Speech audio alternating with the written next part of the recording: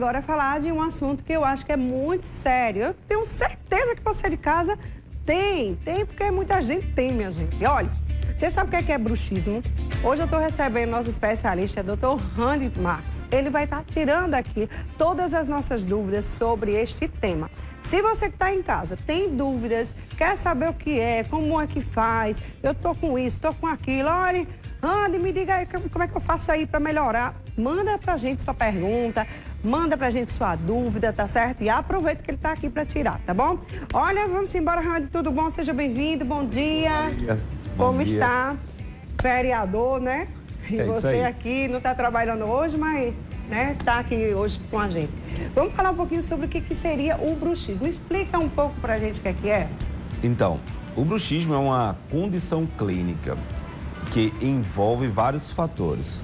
Diante dessas condições clínicas, a gente tem o apertamento, tem o cansaço, né? Tem muitas vezes dores de cabeça associado ao ranger dos dentes. E isso forma dentro de um processo a condição clínica do bruxismo, que é uma condição clínica associada a movimentos parafuncionais. São movimentos involuntários, onde o paciente não controla, às vezes acorda apertando os dentes com dores, às vezes durante o dia também. E esse bruxismo, né, ele tem algumas divisões. Ele pode ser tanto o bruxismo de vigília, como o bruxismo noturno. O de vigília, quando você pega durante o dia, você está ali apertando os dentes. E o noturno é durante a noite, que você não percebe, só sente que está com o dente apertando a corda, já com dor. Então o esposo, a esposa diz, rapaz, você está rangendo muitos dentes, só escuta o barulho dos seus dentes rangendo. Aquele apertamento e o bruxismo tem alguma coisa a ver, uma coisa com a outra?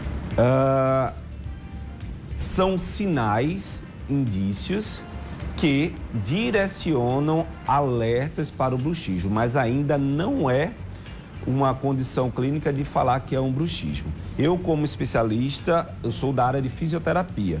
Muita gente pergunta, você não é dentista? Não.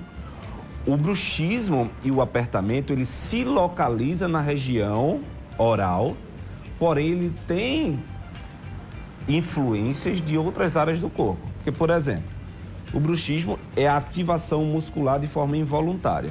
Todo músculo, ele funciona em cadeia. Então, cadeia de músculos em região de cintura escapular, de cervical, pode estar diretamente associada ao bruxismo. Então, a avaliação e a análise do fisioterapeuta é extremamente importante para poder tirar essa visão localizada. E esse tem sido um dos grandes motivos que o tratamento do bruxismo, ele não tem tido tão grandes resultados, devido ao foco apenas no local da dor e na área de consequência mesmo da condição. Agora, o que é que leva uma pessoa a vir a ter esse bruxismo? Porque esse negócio é ruim. Eu sei como é que é. Eu, às vezes, acordo, às vezes não, todos os dias, eu acordo apertando os dentes. Digo, eu vou chegar daqui a pouco e quebrar meus dentes desse jeito. Mas o que é que leva uma pessoa a ter esse bruxismo? Explica pra gente. Alguns fatores podem interferir. Por ser um mecanismo involuntário, tem ligação direta a uma ativação do sistema nervoso central. E por isso, muitas vezes se vincula o estresse e a ansiedade com o bruxismo. Porém, a gente tem que estar atento a como está esse sistema nervoso, que às vezes ele sofre por interferências de outras questões. Porque um sistema nervoso, ele pode aumentar o seu impulso devido a um problema de pele, que a gente chama de um problema de um dermátomo, um problema de um trauma ósseo, um histórico dentário, um problema até dentário também postural. Tudo isso são fatores que durante o processo avaliativo do paciente a gente precisa considerar, até para entender se é uma área de atuação nossa ou se é específico da região oral para o dentista abordar o paciente. Então, existem diversos fatores, inclusive, Marília, metabólicos, tá? Por exemplo, a gastrite, a azia, são sinais que podem levar ao bruxismo. Por que isso? Porque os músculos que aproximam os dentes têm ligação direta com a formação da saliva. E a saliva, por ser uma substância básica, ao entrar pela boca no esôfago, ela tem a função de equilibrar o pH do estômago, que pode estar em sofrimento. Então, até isso, durante a avaliação, a gente precisa considerar para que os nossos resultados sejam bons. Porque é função nossa também orientar que procure um gastro, orientar que procure tratamentos para essas questões. O bruxismo infantil mesmo. O bruxismo infantil está cada vez mais frequente, porém, a própria presença de verminoses é algo que na criança a gente precisa estar atento, porque o ciclo das verminoses, ele é noturno, de muitas delas. E para isso, a gente precisa tratar, porque durante a noite, esse ciclo irrita a mucosa gastrointestinal, que gera esse mesmo reflexo para o sistema mastigatório. Então, são fatores que o profissional ele precisa estar capacitado, habilitado e não pensar apenas mecanicamente no bruxismo como se fosse uma coisa só da região da boca. Olha, a gente tem algumas imagens aqui que o Randy até mandou pra gente. Vamos colocar aqui, abre aqui, por favor, tela. Isso. Andy, assim, tem como a gente se livrar desse bruxismo, meu amigo? Me diga aí, como é que é feito esse tratamento? Eu tô vendo que você tá fazendo algumas manobras, explica aqui pra gente aqui. Isso. Bora olhar aqui na tela. Marília, e explica uma pra das gente coisas tá bem claras. Esse aqui é um tratamento mais específico, quando a gente Certo. coloca a mão na boca, porque como tem relação direta com a tensão muscular, Certo. algumas técnicas de alívio de tensão muscular precisam ser feitas. Certo. Mas eu falo para todo mundo, durante aulas e tudo, e até para os pacientes, que o músculo, ele precisa antes ser visto quem está fazendo essa hiperatividade muscular. Então, esse trabalho que chama no nervo trigêmeo, que é o nervo associado para essa questão, precisa ser feito. Certo. Então, e dentro dessas características, a gente melhorar essa sensação de apertamento. Certo. Essa parte aqui, onde a gente já trabalha os ossos da face, tem a função de relaxamento de toda a região orofacial e também dessa parte já neurológica do trigêmeo. Porque quando a gente tem comprometimento nessa parte, informações de dor, de tensão, vai lá para o sistema nervoso e do sistema nervoso vem uma resposta. E muitas vezes essa resposta vem de apertamento. Então a gente precisa entender isso. Por exemplo, pessoas que caíram, bateu o rosto no chão. Esse trauma no osso altera a comunicação de um osso com o outro e gera uma informação errada. E essa informação errada gera consequências. E às vezes a gente não começa a conectar isso com os sofrimentos do dia a dia. Fica só pensando no sintoma. Então, um dos grandes erros hoje, dentro da abordagem, é ficar preso ao local da dor, como se o bruxismo fosse uma coisa só mecânica, só do apertamento.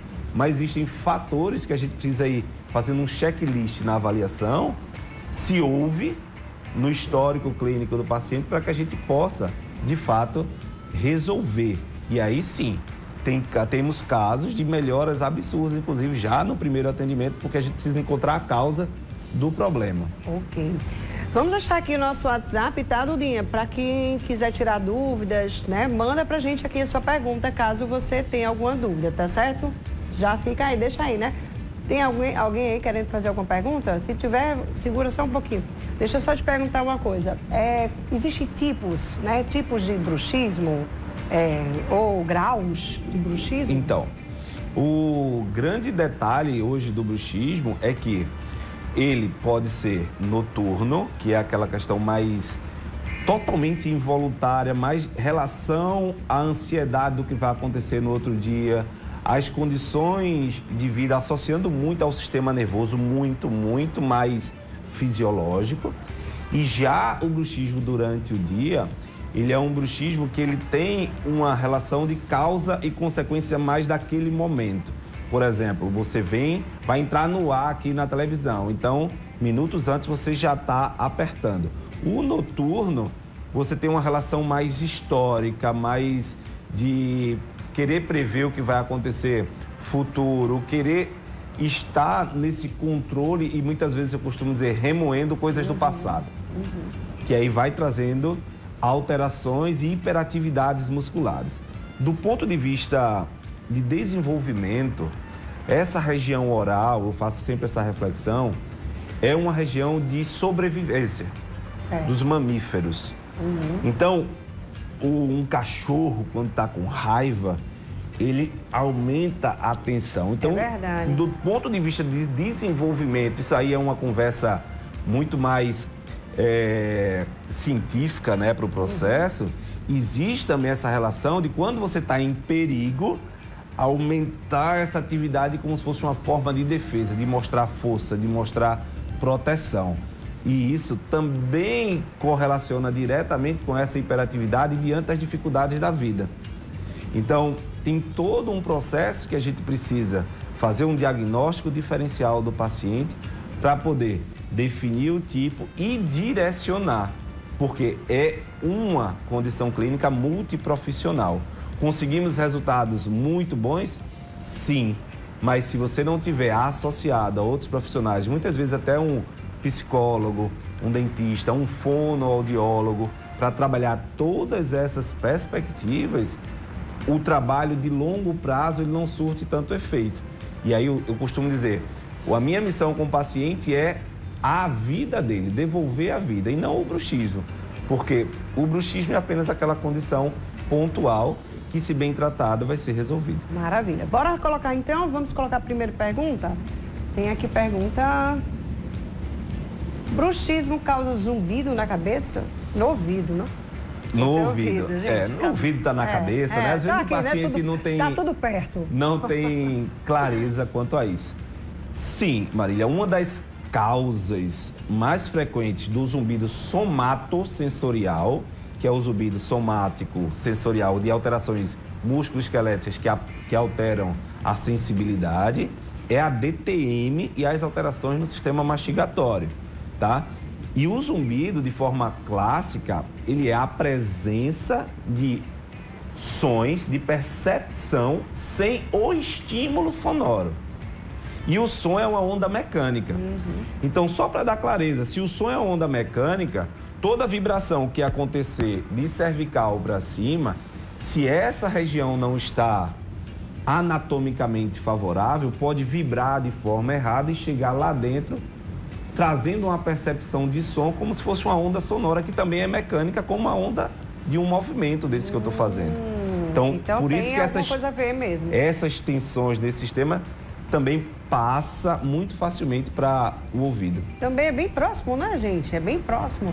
Tem mais uma pergunta, bora lá. Coloca mais uma aqui. Bom dia, meu neto tem 4 anos e tem bruxismo noturno. É normal para a idade dele? Você falou agora há pouco que criança, né, também tem... Isso, 4 anos eu acho que é a fase do bruxismo mesmo, eu acho, né? Ou antes disso? Criança também tem, e a gente faz alguns alertas. Embora não sendo na nossa área, a gente, como profissional de saúde, a gente tem os indícios e faz algumas indicações para as famílias. Primeira coisa, criança com muito problema respiratório, secreção, tudo isso, ativa muito a atividade dessas musculaturas mastigatórias. Outro ponto importante, o refluxo da criança, o refluxo infantil, criança que come muito à noite, substâncias muito ácidas à noite, criança que gosta de iogurte, coisas à noite, o próprio café, tem crianças já pequenas que estão colocando. A orientação levanta um pouco essa cabeceira e também evita esses tipos de alimentos que podem estar associados. Existe outra linha de abordagem, que é a linha do seu ambiente familiar, do dia a dia. A questão da ansiedade, estresse relacionada aos pais, o relacionamento familiar, que é outra abordagem, como também o uso de tela excessiva, que deixa exatamente o que eu falei antes, o sistema nervoso hiperativado. Então a gente precisa lançar mão de uma avaliação nesse sentido, abordando o paciente como um todo. Ok. Bora lá, tem mais uma pergunta. Bom dia, gostaria de saber se o tratamento para o bruxismo é somente com a placa. Existe algum outro tipo de tratamento? Bom, como é que é feito esse tratamento, né? E também, se tem que ser só com a plaquinha, realmente, né? Ou tem cura também, Rony? Na verdade, fazendo é o tratamento, seguinte. melhora? Como é que é esse negócio de tratamento? Então, Marília, eu vou falar uma coisa bem clara para a população. A placa não é tratamento. Ponto. A placa é uma prevenção de problemas maiores. A placa é um instrumento que se coloca, né, entre os dentes para evitar esse contato, para que os dentes não se desgastem. Certo. E que algumas delas, devido a esse amortecimento, pode diminuir um pouco a tensão. Mas o fato é que, se não tratado, muitos pacientes passam a quebrar essas placas. Quebra placa e depois quebra dente. Então, o tratamento, ele precisa ser feito direcionando sobre esses fatores causais que a gente já falou. O bruxismo, atenção, é uma condição que se expressa de forma mecânica, mas que tem influência em todo o sistema neurofisiológico do corpo, tá? E por isso, você deve procurar um profissional habilitado que realmente tenha segurança em todos esses aspectos.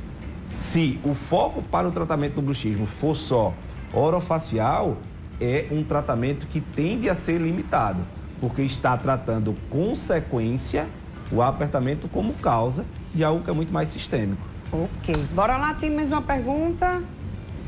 Vamos ver, hein? Bom dia. Quem tem bruxismo pode colocar facetas. Eita, boa. Facetas, lente de contato. Pode colocar, porque se a gente aperta os dentes, vai que quebra, Jesus, não é? Então, e aí? Eu gosto de cada macaco no seu galho, né? Existe muito isso. Como eu também dou aula para dentistas, para fisioterapeutas, fono, a gente tem conhecimentos de várias áreas.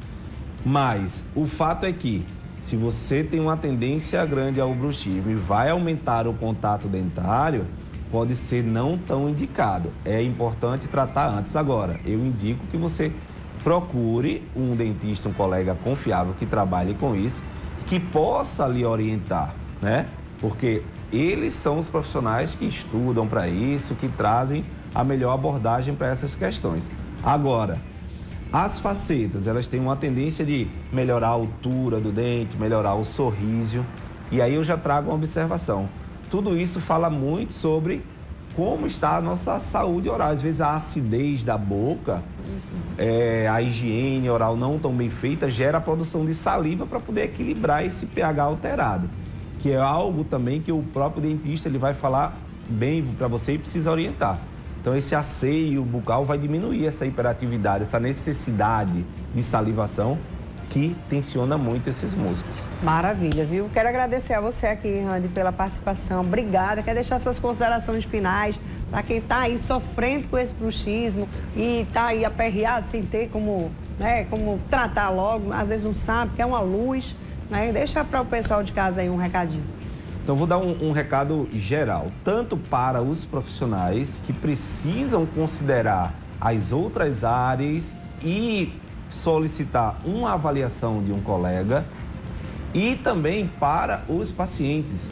Não fiquem apenas com uma especialidade. Tanto quem vem a mim pode procurar um dentista, como pode procurar outros profissionais, para que você tenha uma atuação focada na verdadeira causa do problema, onde a outra área que não seja especificamente a odontologia também possa ter a sua vertente de tratamento aplicada. E dessa forma você conseguir ser tratado realmente como um paciente integral, individualizado e não apenas como um problema na região da boca.